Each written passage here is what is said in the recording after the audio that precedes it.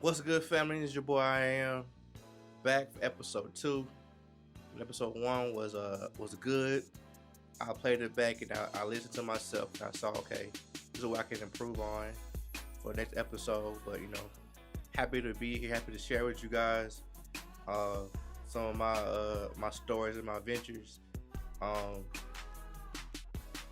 if you couldn't tell, episode one, talking hasn't one of my strong suits. So I have this podcast so I can really practice talking more. Really, honestly, because a lot of times when I do my shows and events, man, I don't talk on the microphone, and it's a lot of times because I have a stutter. I talk like black youngster. To be honest, I talk like black youngster, and funny story. So I'm gonna share a lot of stories on this podcast. Like my first times really being put on the spot to host an event or just to talk in any kind of event, whatever. I was DJing at Crush, right? So if you know from last episode, Crush is a strip club, Columbia, very famous strip club. I would DJ before my homeboy Frosty came on. Shout out to Frosty. So I would be the opening DJ till Frosty got done with the club. He can come on, he can get on. You know what I'm saying? The rest of the club night. So boom. I believe it was a Friday night. Happy Friday night. Crush used to be jumping Thursday, Friday, Saturday. It was the spot. So boom. The stripper name was Corvette. I never forget Corvette. Corvette was an older lady. She probably was like in her 40s. She had breasts like two loaves of bread, like just smushed together. They were big, but they're like smushed. She had a big old butt. She had a nice perfume, but I remember Corvette was her name. Shout out to Corvette. You still stripping? Do your thing. So Corvette had a birthday party, right? And normally, like the host, who was Caddy at the time, shout out to Cadillac. Caddy come through, and Caddy would talk and get the girls, get guys, people to throw money and everything. Great host. So normally, like there's something to shout out, Caddy gonna do it, but Caddy wasn't there. It was just me DJing and come to the stage. I could do that little one too, and be cool. So boom, Corvette was like, I got a birthday party on Saturday maybe. When I go up, shout it out so everybody know I got a birthday party to attend to for everybody coming through. You know what I'm saying, for club night, whatever. So I'm like, all right, nervous now. I'm nervous because I don't like talk on the microphone. I don't do that. Like, I just I don't shout nothing out. I just say the girl's name, come to the stage, and play the songs. I don't talk no junk. I kept it simple. So, I was nervous.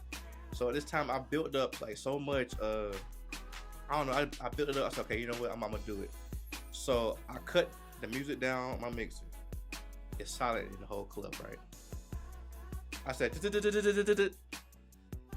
I swear the whole club said, what the I cut these back up.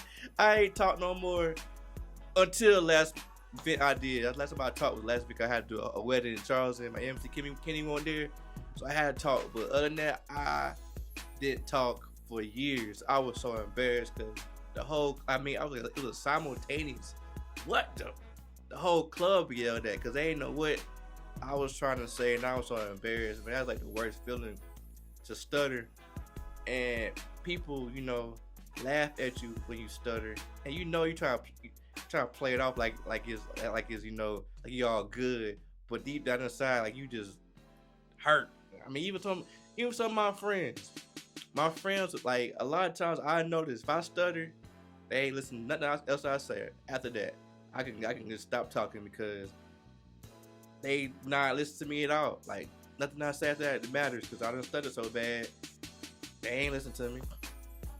So this podcast is going to help me not to stutter and to talk better and be more confident in my speech and not sound like black youngster, basically.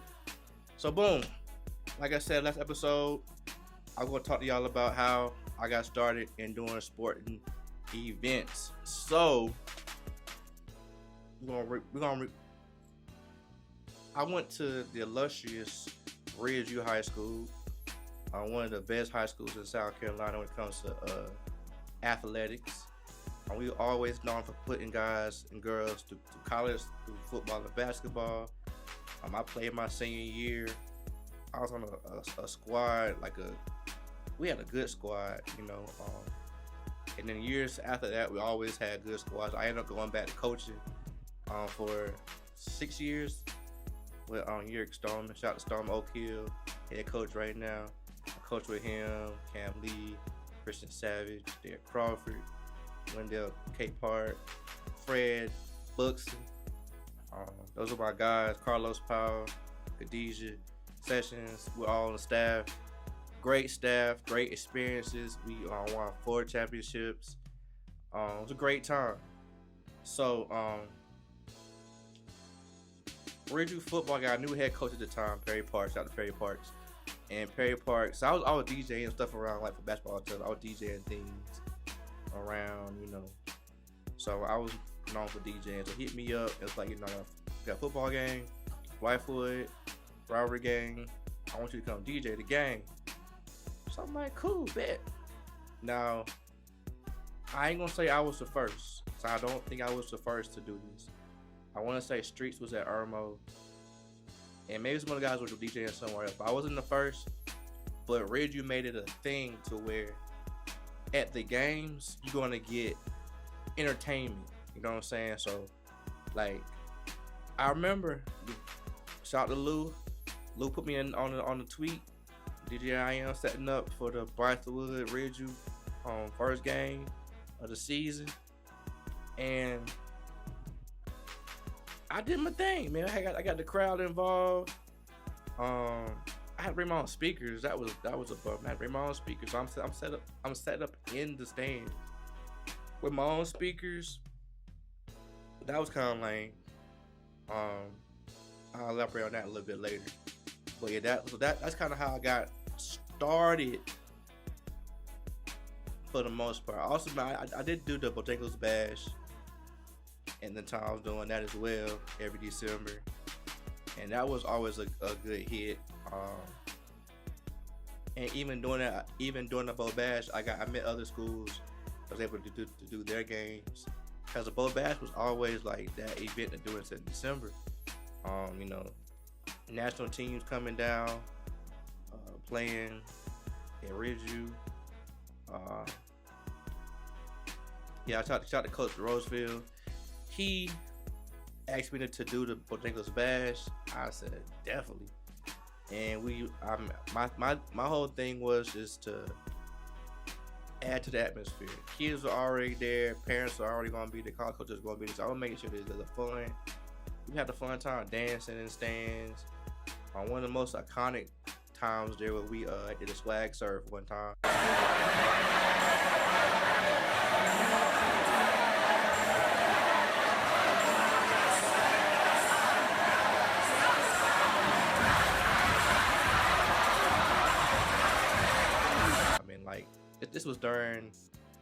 This was a really big game. It was AC floor when they had Buster, Christian Brown, I'm getting his name like that. They had a good squad, and then James Reese on the squad, and they played Cardinal. No, Seven Woods team. Hammond. They played Hammond. So it's like those two fan bases at the time, crazy. Like it was that gym was so packed. Like somebody opened the side door, and people came running in the side door. Like it was crazy. That game was crazy. So during that game, I played swag surfing, right? And I allowed you not the whole gym or swag surfing. Like it was getting it like the right way too. So that was a kind of moment that was captured on film and played on social media for a lot of times. Like that was a crazy moment. Like, and I can't say doing sports, I've been a part of some crazy live moments that I was able to add to the atmosphere, which I'm happy that I was able to do. But yeah, so that's how I got to the sports with doing high school events. So in doing the high school events, I got to do other, tournaments and schools. Like I said before, like from doing the Bow Bash, I met Thomas Ryan. Thomas Ryan's like, man, you do a good job. What, you want to come to Dorman to DJ a couple of games for us at Dorman? I'm like, yeah. So I started doing basketball games at Dorman. And one of the biggest games I did at Dorman was when Zion, he was a junior. Zion Williamson was a junior. And they played at Dorman Arena. They played a team that had Miles Tate on it. And I mean, sold out, gym, sold out. Zion was a beast. I mean, he dunking from the free throw line, the layup lines. He's going crazy. So like,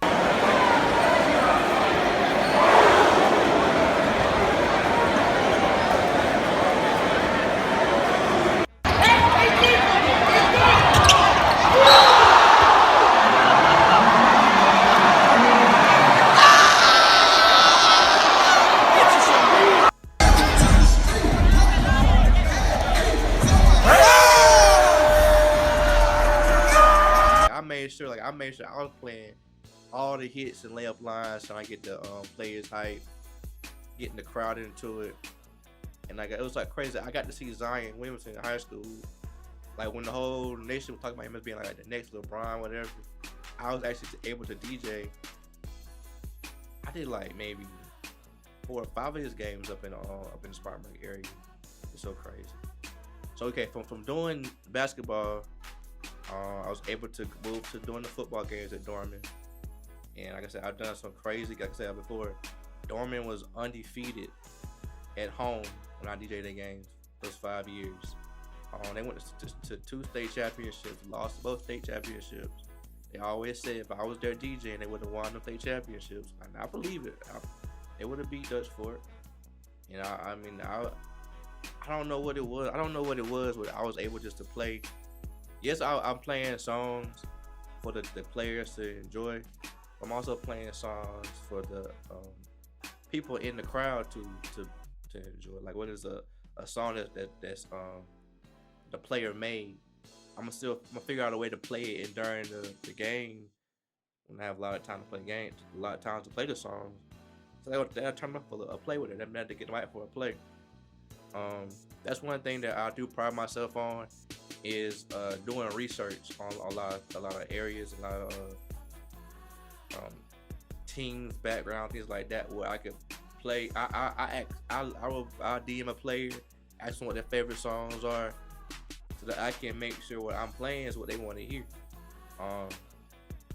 So in doing the high schools for so long, one day I talked to my best friend Ivy, talking to her, and I noticed that USC Gamecocks, the men's team didn't have a DJ. The girls at the time, they had Louis V. He was doing the girls' games, and the girls were, the girls have always been good, and when national championships and things. And the guys, when Frank Martin came, I don't think they had a DJ at all. I don't know how the game. I didn't go to the games at all, to be honest. I don't remember. But 2017, they had the big Final Four run, and still, I don't remember. I did go to those games because my bro PT was playing, but I don't remember DJing or somebody really playing music at those games. So, me and Ivy were talking. Ivy is a great friend. He's big in the music industry now. She works for Rock Nation. Shout out to Ivy. So we were talking about like just writing emails and sending them off to different tournaments and schools, just to see if I could get a job. You know what I'm saying? In the music department, or fan experience department. I don't know what you call that actually, but so I did my Googles. I went to USC's like staff directory, and I looked up who I might thought was like in charge of something, right? So I crafted this email. Ivy proofread it. It was a good email. It's just talking about what I've done, what I've accomplished, And also at the time, I was already DJing a lot on campus for different events, so I was a familiar name already in the system.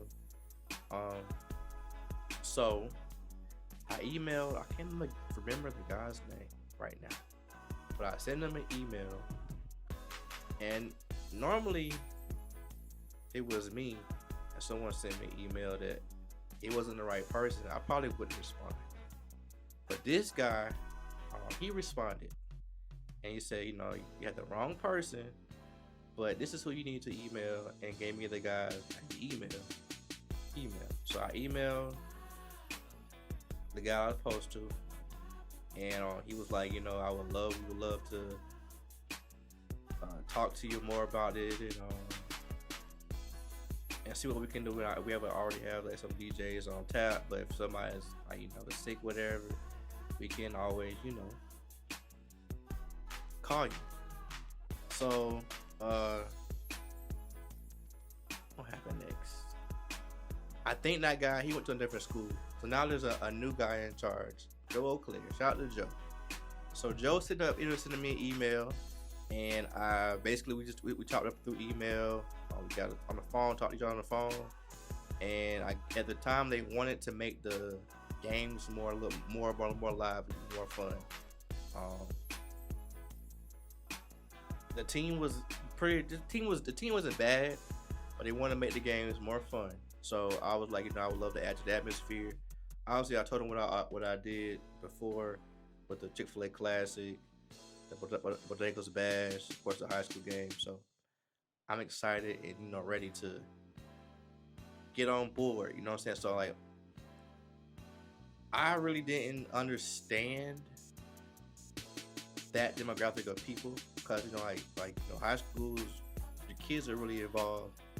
They like all this, the songs you play, they're gonna react to it a lot. In the college level, the fan base is not always all college students. You have families with young kids at the games. You have older people, older alumni, some people like grandparents' age at the games. You have a wide range of people. So with me, I have to prepare ahead of time. I can't just come in the game and just be winging it out. I like to prepare ahead of time. So I was DMing players, asking for their favorite songs, and I was really trying to ask other DJs at schools for some advice. I was watching games on TV more, so I could hear the music during the breaks and things like that, and doing my research, trying to create songs that I could play during timeouts, because those 2 minutes I have during timeouts, those help get a crowd reactive or whatever. So I think the first year I did it, it was rocky because I was nervous. You know what I'm saying? I was nervous. I didn't want to mess up. So that was kind of like a nerve-wracking thing. And the team wasn't the best team, so they were losing at home. The crowd wasn't there. It was times that arena was so quiet, or times the people weren't even there before tip-off. They weren't there. So as a DJ, trying to do a party, you're trying to get people to dance, people to enjoy themselves. If nobody's there, it's hard to get in the rhythm. It's hard to get, get going. So whenever they were trying to get Gigi Jackson to go to USC, that's when that's the second year I was there. That's when the games and things got a little bit more lively. I was still nervous a lot of times. I just did not want to mess up at all. Didn't want to mess up. So all in all, I just learned just to relax. As long as I prepare to be myself, and I can affect the games as a DJ sometimes. So it was times say TikTok has the short songs, and I would play those. So what I'm trying to say is, how I DJ, my style of DJing might not be the best as for um,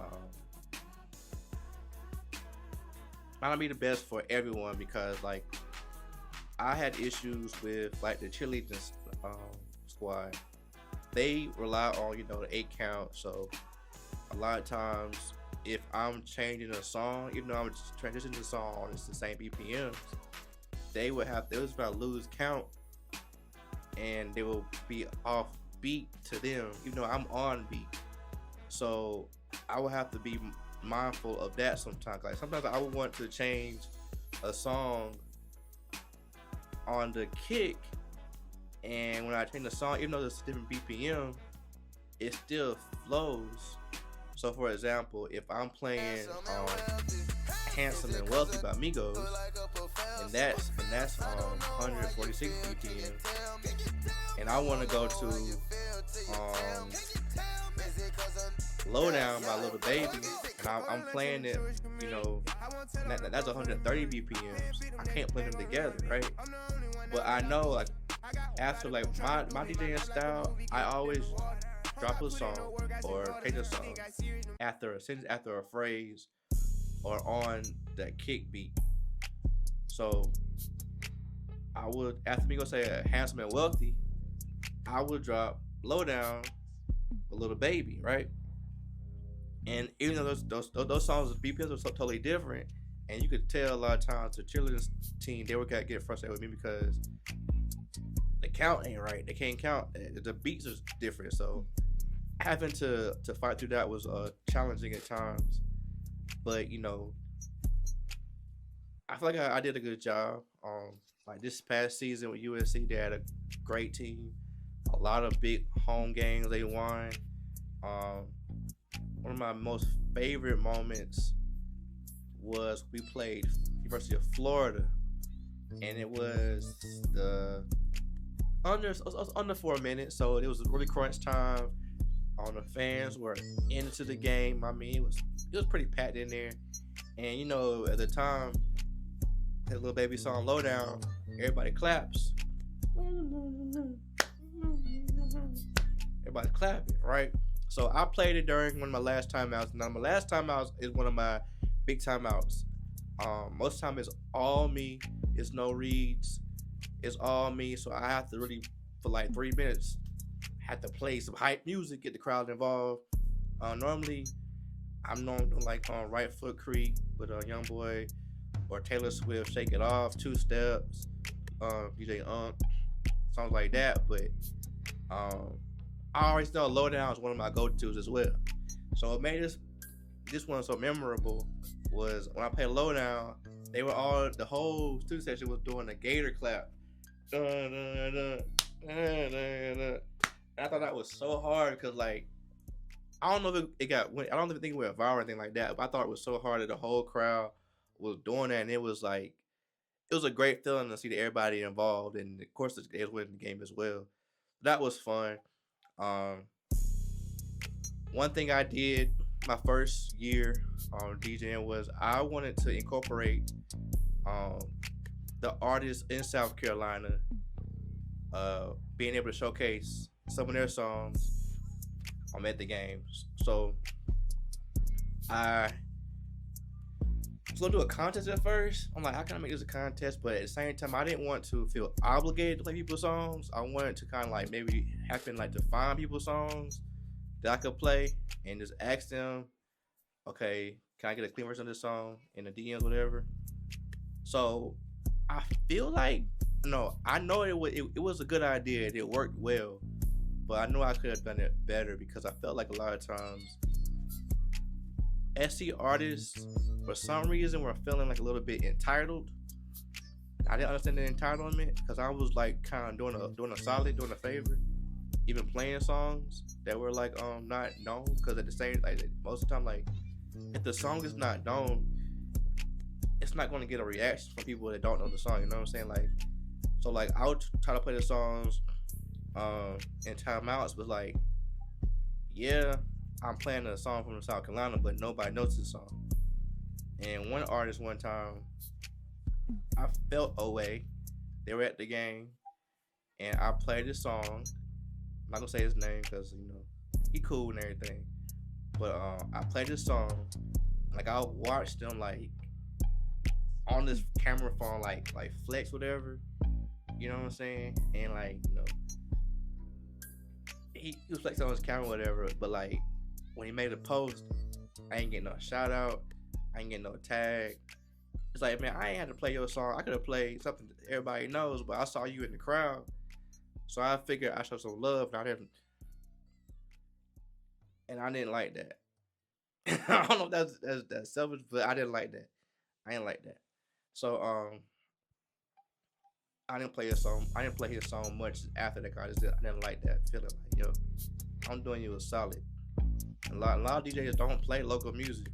I don't want to call it local, but they don't play local music even in the club sometimes. But right now, like right now, Columbia, it's a wave of artists from South Carolina that's doing their thing. And so yeah, so I put together a plan. Okay, so I hit up South Carolina, like help me push this post. So they made a post, and my DMs, emails, and followers on Instagram was going crazy. Like I lie to you not, I might have got 1,000 followers that day, and hundreds of emails from artists to send, because I put in the post, you know what I'm saying, I'm DJing for the game. So now send me your clean music and I'll play it at the game. So what I end up doing was I would for the whole season I would feature 5 artists a game on my Instagram, songs I played. I would tag them, had to show the songs I played, and tag people. Have people in the comments tell them tag other artists that I should play at the next game. It worked. It was a great idea. It worked very well. I was able to spotlight. I was able to spotlight a lot of artists that are doing anything. You know what I'm saying? I was able to be early on a lot of songs as well. They end up blowing. It was a cool way to network. Get my name out there a lot. You know what I'm saying? It was good, but I know it got to a point where it's like I'm showing love, but to be honest, some of these songs do not fit a sporting event. You know what I'm saying? Like some songs that was sent to me was about like like shaking tail or like it was like twerk music or music that will probably get played in like a juke joint or something like that. You know what I'm saying? Or even I got even sent R&B songs, and I'm like, I appreciate your entry, but like this ain't really what is good for this type of venue, whatever. It's not good for a basketball game. Like this song, I'm not playing this song. So like sometimes artists want to tip me money, and of course I would want to say, yeah, man, send me some money. Oh yeah, send my cash app and everything like that. But at the same time, I'm like, if I accept this money, that means I gotta play their song, and maybe their song might not be good. Or some artists be like, I'm coming to the game. I'm coming to this game. Make sure you play my song in this game. I'm coming to this game. It's like a lot of times I don't get the script for the game. So until like the day before the game or the day of the game, so I can't guarantee you that I can really play your song when you want it played, because I gotta do a read. Yeah, they got reads. They got songs like I must play. I don't know my timeouts. So this is 4 timeouts on per half. 4 in the first, 4 is after every 4 minutes of the game. So one timeout might just be the band, and I don't get to play it all. So I can't I can't. I have to figure out when my timeouts are when I have time to play. Of course, I have halftime, but some halftimes they're doing events, whether it's like announcing a football team might be there, so Coach Beamer is talking during halftime, or they have like a little a coach challenge game, whatever. So I might only have 2.5 minutes to play songs, so I don't have the time to a lot of times to fit in. Or I didn't have time to fit in an artist. Sometimes I had to figure it out, like, or I had to play them before the game, for pre-games. I had to play their songs then. So that was a said it's a good idea, but it was a challenge and all in all, trying to make people happy and trying to like show love at the same time. I know one cool event, not cool event, one cool situation happened when Trap Dicky. So Trap Dicky had a Blue Devils freestyle so hard, right? So I knew it's gonna be at the game. So USC played LSU. Trey Hannibal's from Hartsville. Trap Dicky's from Hartsville as well. So I already knew, okay, I'm gonna play this song at some point just to show Trey some look. I mean, Trey, cool dude. Shout out Trey Hannibal, Savage Runs. He was going crazy at Savage Run all the time. So I knew him. You know what I'm saying? So my plan with this game was if I get a challenge, a coach's challenge play, I'm gonna play either two. So I'm gonna play Killer Ray, Stay, or I'm gonna play Trap Dicky. You know what I'm saying? Blue Devils freestyle. So what happened? The second half, I want to say under the 8-minute mark, maybe under 4-minute mark actually. I get a John Brown challenge. So I started playing Stay at first, cause you gotta play kind of low. Can't really play it high. Play it low. Start playing Stay, and I end up bringing in Trap Dicky. So what's so crazy? Trap Dicky was at the game. He was at the game. He was courtside under one of the baskets, and had a videographer, and they captured the moment. So like that was a crazy moment that happened. I ain't talked about the game. Shouting him out. Meet him after the game. I met him, dapped him up and everything. So that was a cool situation where like I didn't know he was there, and I was able to play his song. The song right now is going crazy. It's a cool moment. His son was there. He witnessed it as well. Like LSU ended up winning the game, which was a bummer, but they ended up winning the game. And it was a cool moment that they was able to capture. That like somebody, I didn't know he was even there, but I played this song and was able to show love. He showed love in the video. He made a video, put it out there, shouted me out, and that was real cool. You know what I'm saying? Real good feeling. I was able to do for him and his son and his campaign and things he's got going on. So he's gonna be a superstar. That song go crazy right now. I heard it in the club over Cinco de Mayo, whole club singing it word for word. I'm like, man, that's one of the ones for real. That's one of the ones. So that like I said, I learned a lot of things from doing that. Well, I didn't do this past season. I didn't showcase it as much. Playing artist songs from South Carolina. I didn't do it as much this past season. I just saw that it wasn't what I wanted to be, and I was not getting the quality of music I would want to get. And I said that there's a entitlement that I didn't understand from artists that might have had 500 followers. It's like, play my song. And I know I was I opened the door for that, but at the same time, I didn't think it would be like that. So yeah, that's kind of how I got to basketball or sporting events, period. And nowadays it's kind of like a thing. Like, I'm doing so many basketball events. People expect me to be there, you know what I'm saying, to be DJ. And that's what I appreciate. This past year I got to do Chick-fil-A Classic. I missed the last night, which I hated, but most of the Classic I did. Ridgeview ended up winning the championship, which I hated. I missed that game, but I had previously booked them. I had to do the game. USC had a game. I had to do that game, so I couldn't make it for that game day. But like I said,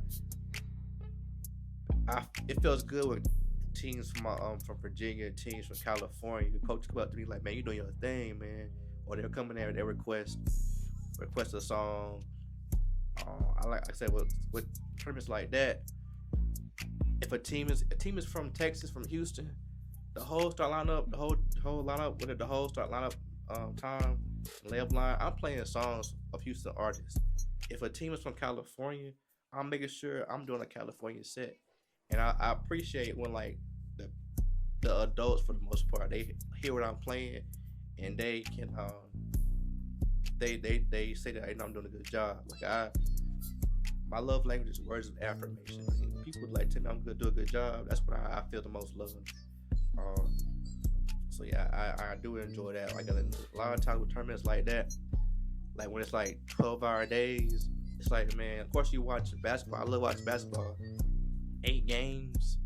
I have to figure out a way to make it fun for me. You know what I'm saying? I have to make it fun. So like a lot of times, well, not a lot of my idea of fun in those situations is, say, you know, it's a 8 o'clock game. I'm gonna play one artist the whole live line. I'm playing one certain artist the whole halftime. So like, we had a team from Atlanta, Grayson. Grayson had one game, and I made sure that I played all the ATL hits from 2010, and I played all the ATL hits from 2000 to 2010. So I'm playing all the Shawty Lows. I'm playing Gucci Mane. I'm playing T.I.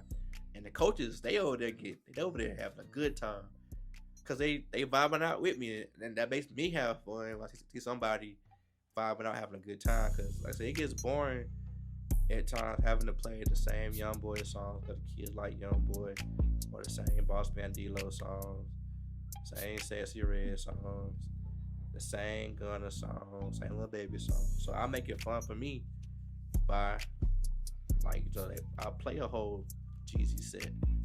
I'll do a whole Houston H-Town set. Shout to Zero. I'll do a whole little set of that, you know what I'm saying? And people appreciate that. Or I do a whole, like, for the Greeks. I shout the Greeks, shout to Stacey Huff. Like, I know he Alpha, so I'll make sure I'll play 3 or 4 songs Alphas like to scroll to. So I'll do things like that just to help me have fun at these events, because they it's a long day sometimes. So I think one of the most humbling things in life is finding out like you're not as big as you think you are.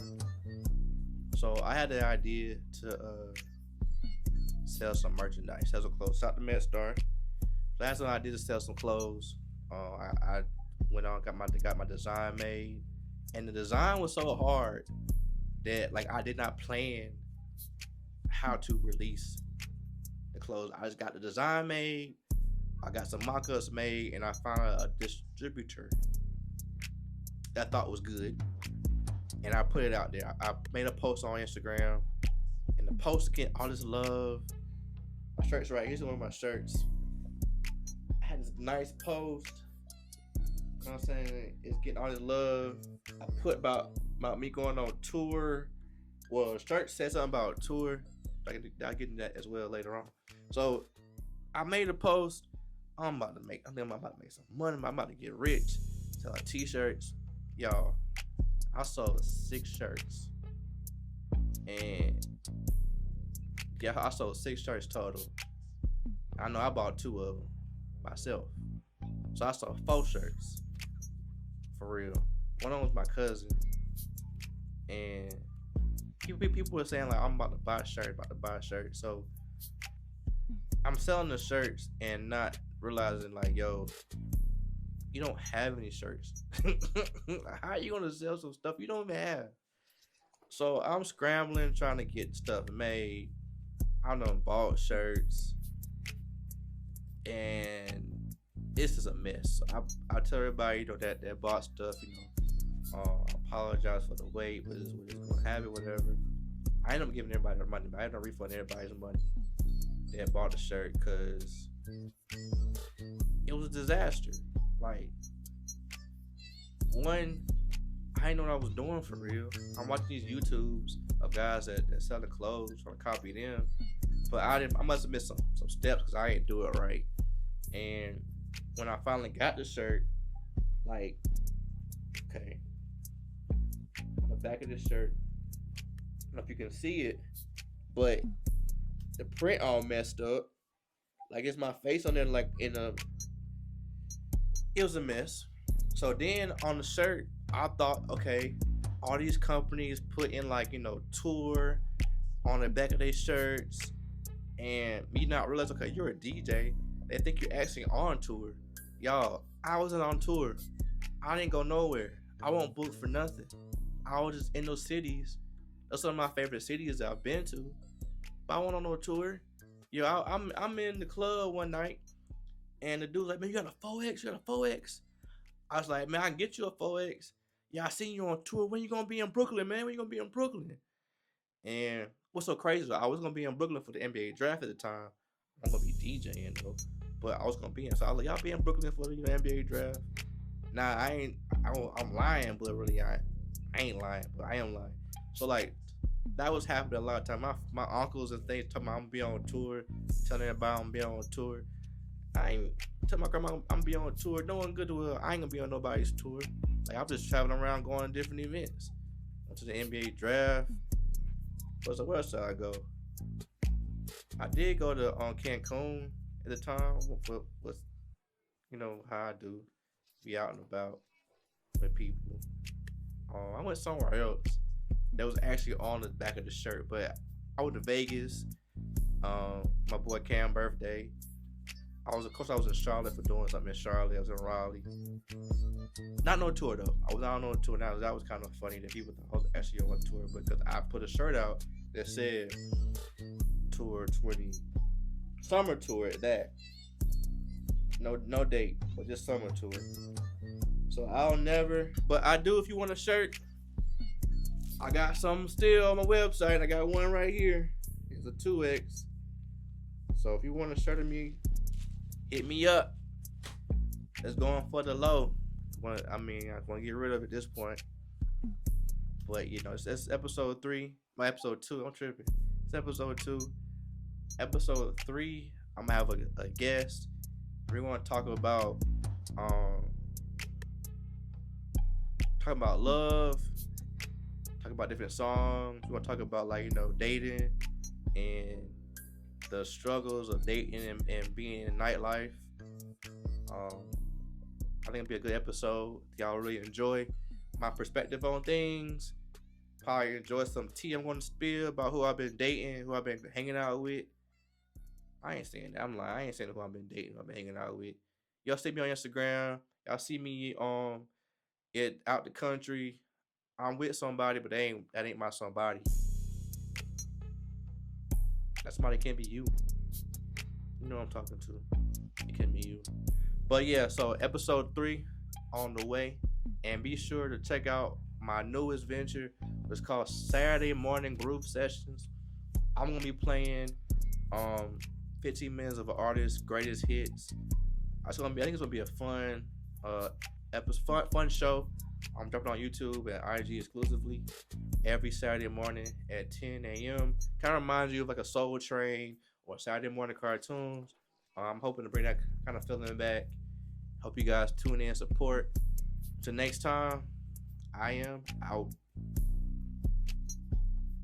And Hookah this time, Hookah was like, too sassy. And then I saw the list, and in the list, the girls say you got men can't smoke hookah. So I took the hookah out the video, out the camera. No hookah on the podcast. So we out. Peace.